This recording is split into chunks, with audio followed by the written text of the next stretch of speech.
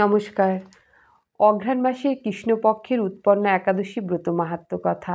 যারা ভক্তি সহকারে উপবাস থেকে এই একাদশী উপবাস পালন করে তারা যেরকম পুণ্য অর্জন করে, যারা শ্রদ্ধা সহকারে একাদশী ব্রত মাহাত্ম্য কথা শ্রবণ করে তারাও কিন্তু ভগবানের আশীর্বাদ লাভে তাদেরও কিন্তু পুণ্য অর্জন হয়।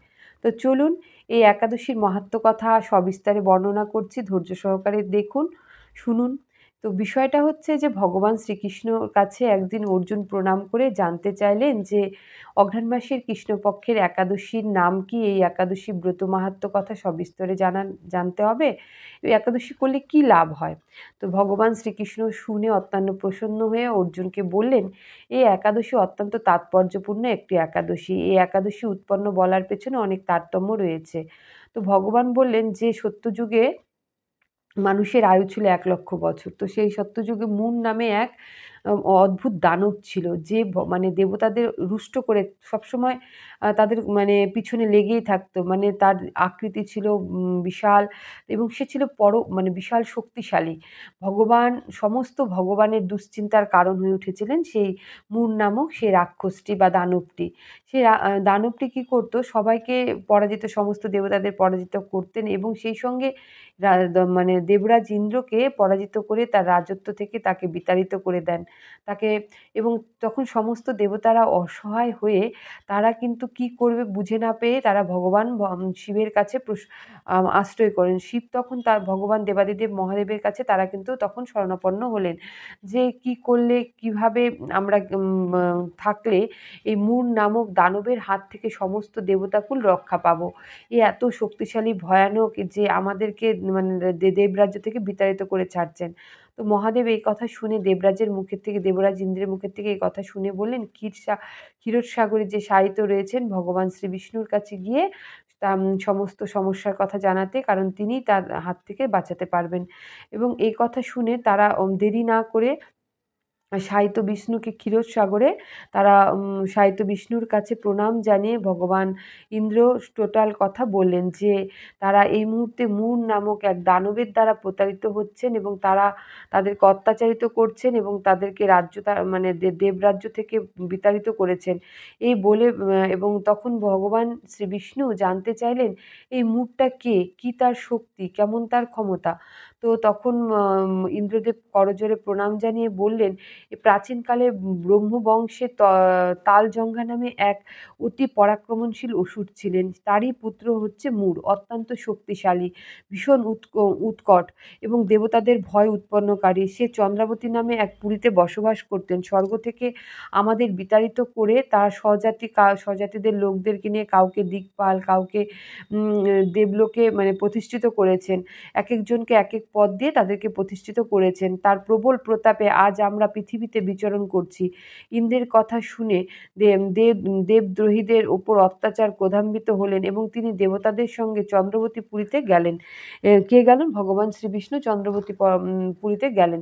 সেই দৈত্যরাজ শ্রী নারায়ণকে দর্শন করে পুনঃ পুনঃ গর্জন করতে লাগলেন। দেবতা ও অসুরের মধ্যে তুমুল যুদ্ধ বেঁধে গেল। তখন যুদ্ধক্ষেত্রে নারায়ণ একা দেখে দানব তো অত্যন্ত বলে, দাঁড়াও দাঁড়াও, দেখাচ্ছি তোমাকে মজা। ভগবান তা দেখে আর ক্রোধ সংবরণ করতে পারলেন না এবং ক্রোধে গর্জন করে বললেন, হে দুরাচার দানব, আমার বাহুবল দেখ। এই বলে সমস্ত অসুরপক্ষীয় সমস্ত দানবদের তিনি নিহত করলেন এবং তার বাণের দ্বারা নিহত করলেন এবং তারপর তারা প্রাণ ভয়ে এই অসুরেরা এদিকে ওদিকে ধাবিত হতে লাগলেন। সেই সময় নারায়ণ দৈত্য সেনাদের মধ্যে সুদর্শন চক্র নিক্ষেপ করলেন এবং ফলে সমস্ত সৈন্য ধ্বংসপ্রাপ্ত হলেন। শুধুমাত্র সেই মুর নামক অসুরটি জীবিত ছিল।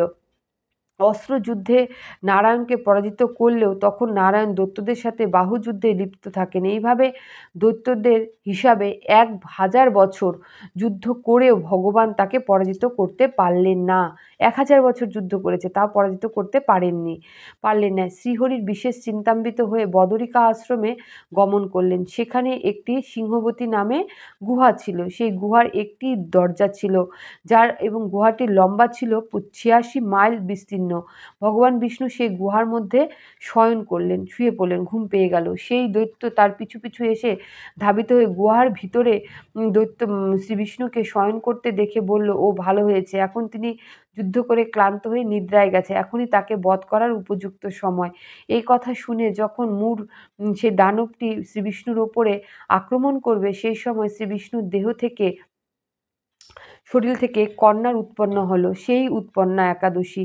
তিনি রূপবতী, সৌভাগ্যশালিনী, দিব্য অস্ত্রশস্ত্র ধারিণী, বিষ্ণু তেজসমতুল্য বলে মহাপরাক্রমণশীল ছিলেন সেই কন্যা। দৈত্যরাজ সেই শ্রীরূপিণী সেই দেবীর সাথে তুমুল যুদ্ধ করলেন। কিছুকাল যুদ্ধের পর দেবী তার দিব্য তেজে সেই মূর নামক অসুরকে ভস্মীভূত করে দিলেন। তারপর বিষ্ণু জেগে উঠে দেখেন ভস্মীভূত দানবকে। দেখে বিস্মিত হলেন। এক দিব্যকন্যা তার পাশে হাত জোড় করে দাঁড়িয়ে থাকতে দেখলেন। বিষ্ণু বললেন, হে মহাপরাক্রান্ত উগ্রমূর্তি, এই মূর দানবকে কে বধ করল? যিনি তাকে হত্যা করেছে আমি নিশ্চয়ই তার কর্মের জন্য প্রশংসা করব। সে কন্যা বললেন, হে প্রভু, আমি আপনার শরীর থেকে উৎপন্ন হয়েছি। আপনি যখন ঘুমিয়েছিলেন তখন এই মূর রাক্ষস আপনার উপর আক্রমণ করছিল এবং ঘুমিয়েছিলেন তখন সেই দানব আপনাকে বধ করতে চেয়েছিল। তা দেখে আমি তাকেই বধ করে দিয়েছি। আপনার কৃপায় আমি তাকে বধ করতে পেরেছি। এই কথা শুনে ভগবান বললেন, আমার পরম শক্তি তুমি, তাই তুমি একাদশীতে উৎপন্ন হয়েছ, তাই তোমার নাম একাদশী। বলছে যে তুমি আমার পরম শক্তি, আর তুমি একাদশী তিথিতে যেহেতু উৎপন্ন হয়েছ তাই তোমার নাম একাদশী। আমি ত্রিলোকের দেবতা, ঋষিদের অনেক বরদান করেছি। হে ভদ্রে, তুমি আমার কাছে মনমতো বর প্রার্থনা করো, আমি তোমাকে প্রদান করব। একাদশী বললেন, এই একাদশী নামে যে দেবীর আবির্ভাব হলো, সে বলল, হে দেবেশ, ত্রিভুবনের সর্বত্র আমার কৃপায় সর্ববিঘ্ন নাশিনী, সর্বদায়িনী রূপে যেন পরম পূজ্য হতে পারি, যেন ত্রিভুবনে সবাই আমাকে যেন পুজো করে এবং আমি যেন সবার দুঃখ বিনাশ করতে পারি এবং সর্বদায়িনী রূপে যেন আমি পূজ্য হতে পারি। এই আশীর্বাদ বা এই বিধান আমাকে প্রদান করুন। তার প্রতি, আপনার প্রতি ভক্তবশত এবং আমার শ্রদ্ধা সহকারে যারা বিষ্ণুকে ভক্তি শ্রদ্ধা সহকারে পুজো করবেন এবং আমাকে শ্রদ্ধা সহকারে একাদশীর দিন উপবাস পালন করবেন, তার যেন সমস্ত সিদ্ধি লাভ হয়, এই বর প্রদান করুন। বিষ্ণু বললেন, হে কল্যাণী, তাই হোক। উৎপন্না নামে তুমি প্রসিদ্ধ। তোমার ব্রত পালনকারী সমস্ত ইচ্ছা পূর্ণ হবে। তুমি তাদের মনস্কামনা পূর্ণ করবে, এতে কোনো সন্দেহ নেই। যারা নিষ্ঠা সহকারে এই উৎপন্না একাদশী পালন করবে, তাদের যে মনস্কামনা পূর্ণ হবে এবং তুমি তাদের মনস্কামনা পূর্ণ করবে, এতে কোনো সন্দেহ নেই। আমার শক্তি বলে মনে করি, তাই তোমার ব্রত পালনকারী সকলে আমার পূজা করবে। এর ফলে তারা মুক্তি লাভ করবে। তুমি হরিপ্রিয়া নামে জগতে বিখ্যাত হবে। তুমি ব্রত পালনকারী শত্রু বিনাশ করবে, পরগতি দান করবে, সর্বসিদ্ধি প্রদান করবে সমর্থ হবে। ভগবান বিষ্ণু এইভাবে উৎপন্না একাদশীকে বর প্রদান করলেন।